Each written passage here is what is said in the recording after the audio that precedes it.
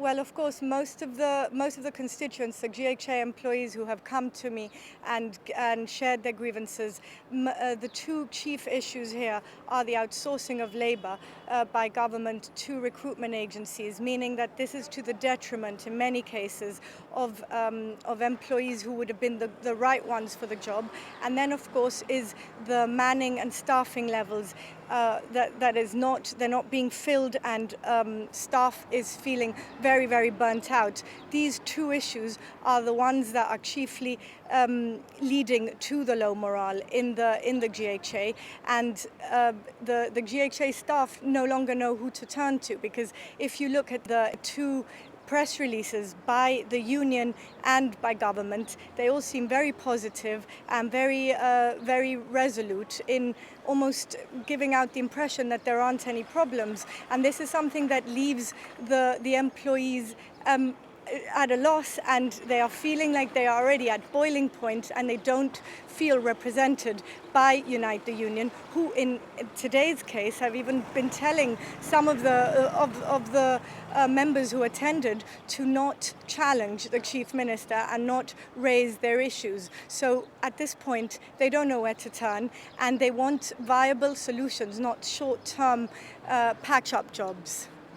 Marlene, when you talk about morale, you've been approached by a number of employees, by your constituents. Could you quantify?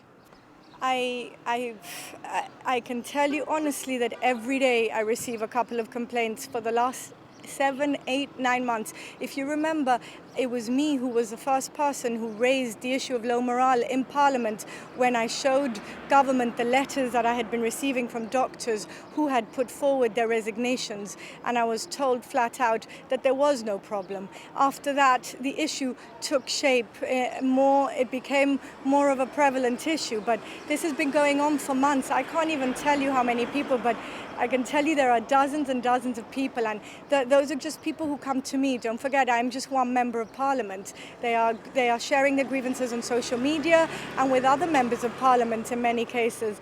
But the point here is that there is a major lack of communication despite the issues, which is not helping, because when you have a union, if I may quote, that has just said that they are going to have a process where GHA staff will be putting across the needs or issues pertaining to their department or ward, as if it's the first time that they hear about this. It simply shows the lack of communication between government, Unite, and the members of staff, and actually it's an absolute insult to the intelligence of the employees. Now, I would suggest that government conduct a full and exhaustive survey in order to gauge the issues and the grievances of the members of staff in an anonymous fashion, because there is a lot of fear of reprisals, and they are entitled to air their grievances without any inhibitions. And I would also recommend for government to seriously reconsider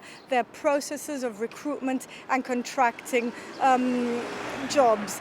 And at the same time, I offer myself to the union to share the grievances that I have been hearing.